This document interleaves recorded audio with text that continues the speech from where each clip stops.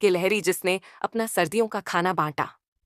हरे भरे जंगल में एक विशाल पेड़ था, जिसकी ऊंची ऊंची डालियां दूर से ही बादलों को छूती दिखती थीं। उसी पेड़ की एक छोटी सी खोखली डाल में एक नन्ही सी जीवंत प्राणी रहती थी, तेज, मेहनती। दिन भर वह पत्तों से ढंके मैदानों में फुदकती रहती, सूखे फल, बीज और मेवे बटोरती। उसका कोई नाम नहीं था और जरूरत भी नहीं, उसकी पहचान थी उसकी मेहनत। जंगल में धीरे धीरे सर्द हवाएं बहने लगी थीं। पतझड़ के पत्ते जमीन पर गिरने लगे थे।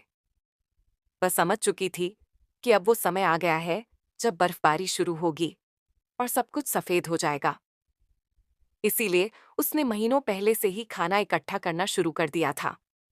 बड़े ही सलीके से वह अपने खोखले तने में बीजों के ढेर, सूखे मेवों की पोटलियां और फल छुपाकर रखती जा रही थी।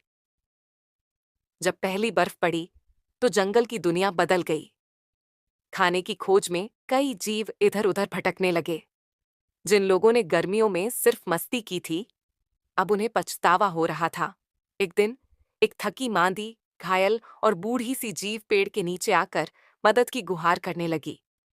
कुछ खाने को दे दो, बहुत भूख लगी है। उसने पेड़ से नीचे झांका। दिल में सहानुभूति थी, लेकिन साथ ही चिंता भी। अगर मैं सबको देती जाऊंगी तो खुद के लिए क्या बचेगा? फिर भी वह मना न कर सकी। उसने कुछ मेवे नीचे गिरा दिए और धीरे से कहा, यह लो, पर किसी को मत बताना। लेकिन जैसे ही मदद लेने वाली प्राणी ने खाना खाया, वह खुशी से झूमती हुई जंगल भर में बता आई, पेड़ पर रहने वाली जीव खाना बांट रही है।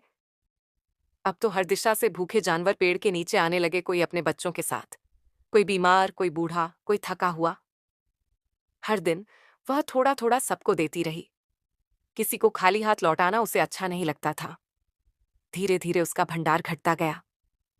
एक दिन जब बहुत सर्दी थी, वह कांपती हुई अपने तने में बैठी और अपने खाने का ढेर देखा। लगभग कुछ भी नहीं बचा था।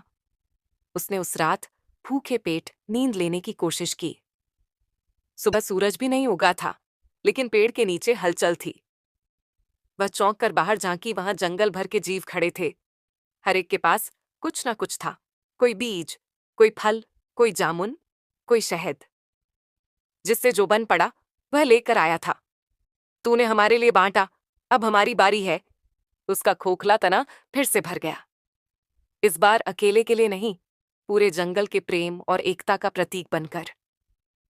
अब वह अकेली नहीं थी, उसका परिवार नहीं था, लेकिन अब उसे पूरा जंगल अपने जैसा लगने लगा। उस वर्ष सर्दियां सबके लिए आसान रहीं। जंगल के प्राणियों ने मिलकर एक नियम बनाया। हर जीव सर्दियों से पहले थोड़ा थोड़ा खाना एक साझा भंडार में रखेगा। अब कोई भूखा नहीं सोएगा, कोई अकेला नहीं रहेगा। वह नीति जंगल की नई रीति बन गई। छोटे बच्चे अपनी माताओं से कहानियां सुनते। उस नन्ही जीव ने बिना कुछ कहे सिर्फ दिल से काम लिया। वह न राजा थी, न मंत्री, लेकिन उसने पूरे जंगल को बदल दिया। सीख: जब हम किसी जरूरतमंद के साथ अपना थोड़ा भी बांटते हैं, तो वह 100 गुना होकर हमारे पास लौटता है, भरोसे, प्रेम और सम्मान के रूप में।